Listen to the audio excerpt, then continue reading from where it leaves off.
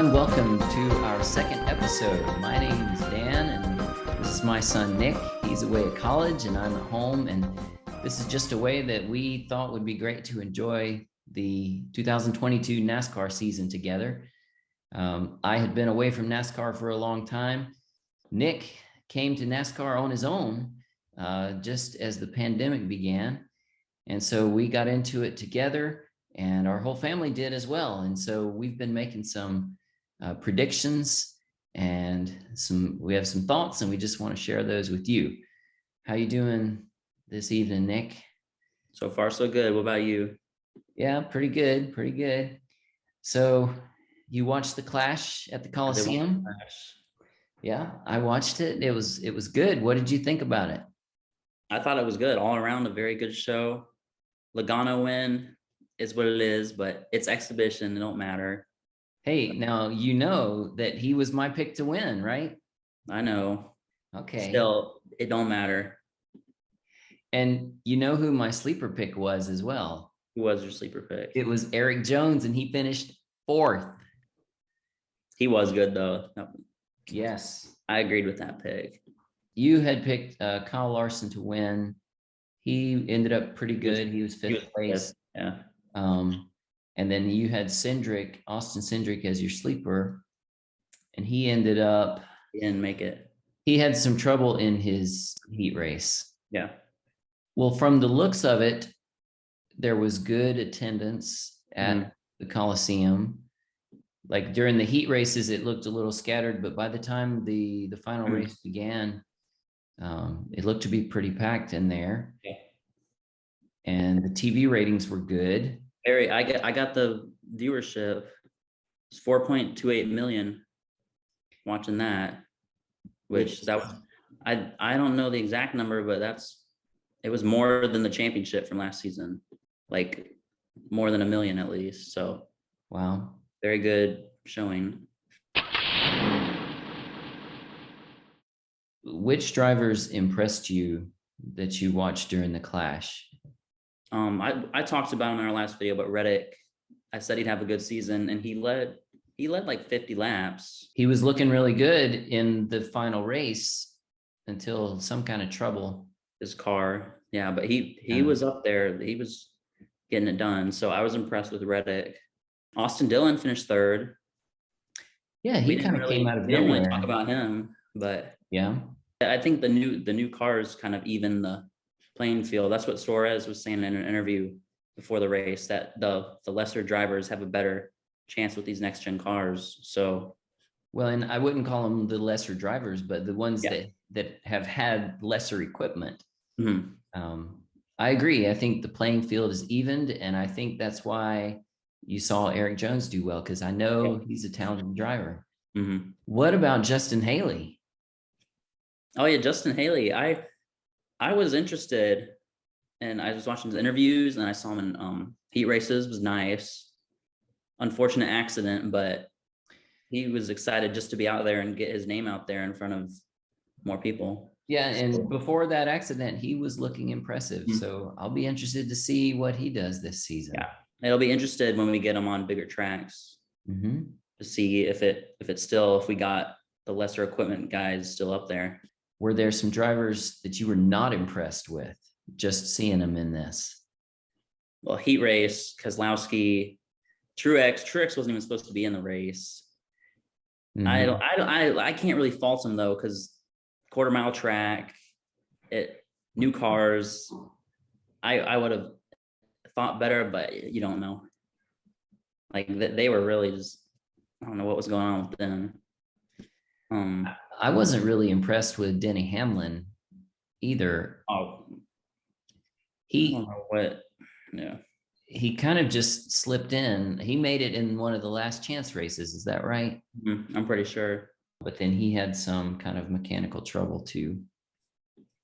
Yeah, I don't know. It's hard to. I can say positive things about Reddick and them, but it's hard to say like, oh, he's not looking good after just this race, especially with what kind of track it was. But that's right. And I had said in the last one, I don't think your performance in the Clash is going to bode for the rest of your season. but there were some interesting things to point out. Yeah, yeah, it was interesting. And you saw Ty Gibbs in the heat races Ty Dillon. or Ty Dillon, sorry, playing dirty. Okay, Which so that was my favorite race of the whole thing. It was the last chance race, and somehow they just decided we're just gonna bang and we're gonna go get to for the it. front. Yeah. And there was nobody who did that more than good old Ty Dillon. It was, yeah. Which he didn't get disqualified because of that rough play. So it was funny. Yeah. But I think he had a little bit of the wrestler's mindset going on in that race. But that one was so good because they'd get spun out, they'd go to the back. A few laps later, they'd be right back up at the front. Yeah. And they were just spinning each other like they didn't care. Yeah. Lots of contact, and that was good. Yeah. It made it entertaining for an exhibition. Maybe they won't do that in a points race, but it was fun to watch. Yeah. So after what you've seen, do you want to make any revisions to your season predictions? I don't want to change anything yet. Okay. Maybe after Daytona and stuff, I could reevaluate, but I don't want to make any moves yet on my picks. So okay. Well, you had said that Logano was going to be a bust, and I picked Logano to win the Clash, and he did. I still, this race, exhibition race, it does not matter. It does not show anything that's going to come in this season. Okay, I'll give you that. Well, I'm not going to make any changes to my predictions either. So we'll just run those across the screen if you didn't see them from last week, so you can see what our season predictions are. And then we're recording this on Saturday night, the 12th. So we've got Daytona Speed Weeks coming up, and the Daytona 500 is a week from tomorrow. You ready for the excitement? I'm ready. It'll be good. I'm excited for because especially with Daytona, anyone can win. Anyone can win this. And I'm hoping it won't be a top guy. McDowell won last year, and that was just a change, which I'm hoping it'll be a good start to a season. So they're going to have, for the Cup cars, they're going to have practice on Tuesday. Then they'll have qualifying on Wednesday.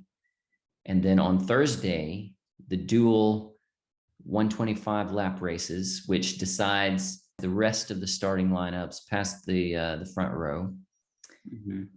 And then I guess they'll practice again some after that.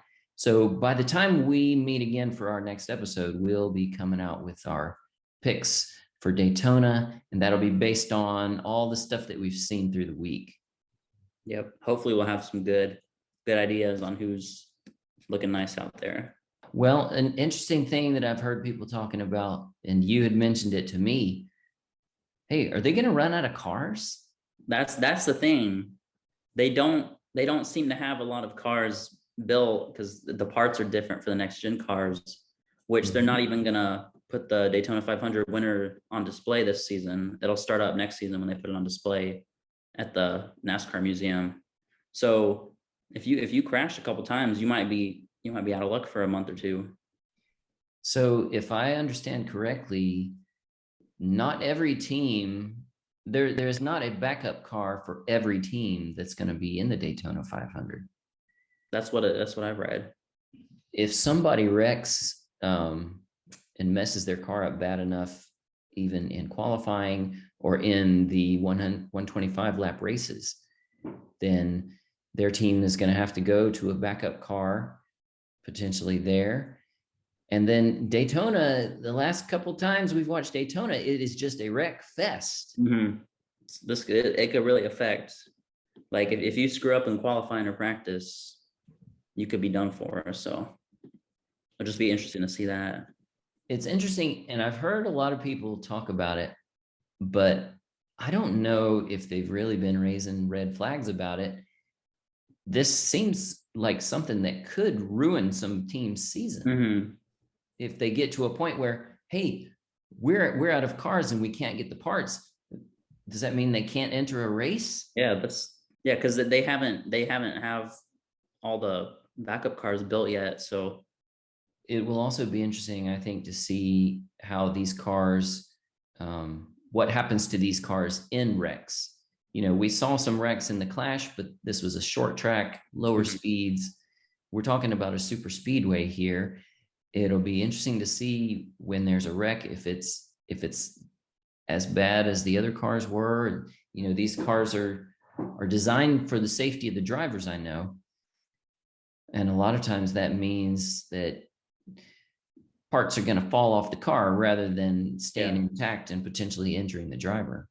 I'd be surprised if there's not a crash, especially in Daytona, but even like qualifying, if there's not some sort of issue, because they're still just testing these things out on a field Mhm. with like 40 other cars. So And how are they going to respond in the draft at these high speeds? It's going to be neat to watch. mhm, So we'll get to see a little bit of that in the 125 lap races, and then we'll really see it a week from Sunday for the Daytona mhm, 500. yeah, we just gotta wait to see some qualifying laps and practices, and then I'll have some picks. Well, we'll watch those. We'll keep in touch through the week, and then we'll get together for episode 3, which will be before the Daytona 500. We'll give you our predictions. We'll see if I can keep my winning streak alive. All right, we'll see. All right. Well, thanks for watching. We'll see you all later.